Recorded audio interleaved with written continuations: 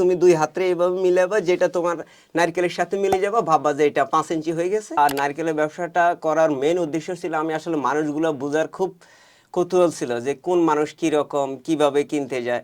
নানার কাছ থেকে আমি একটা জিনিস শিখছি, তুমি যখনই কিনতে জিতবা তখন তুমি বিক্রি করতে জিতবা। যখন আমাদের কিনা শেষ হয়ে যেত আমরা দুইজনে মিলে নারকেলগুলো খুব সুন্দর করে সাজাইতাম। নানার আরেকটা থিম থাকে যে এটা যা সাজানা তা কখনোই বেচে না। আমার কনফিডেন্স লেভেল অনেক ছিল যে দেখ একটা ব্যবসায়ীর সবচেয়ে বড় জোর হইতে আছে তার কনফিডেন্স।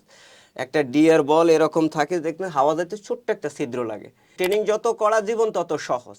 যেই জিনিসটাই করবি খুব ভালোভাবে শিখবি, তারপরে তুই করবি। দেখা যায় যে সকালের একজনের টেবিলিশন ঠিক করে দিছি, বিকাল বেলা আসি একদম পুরা গোষ্ঠী উদ্ধার, ওই আইডি কার্ড মানে আমার কাছে 80 টাকা চায়। তখন আমি মোটামুটি বাজারটা ধরতে পারি, ধরে আমি এটারে পকেটে ঢুকাই ফেলাই।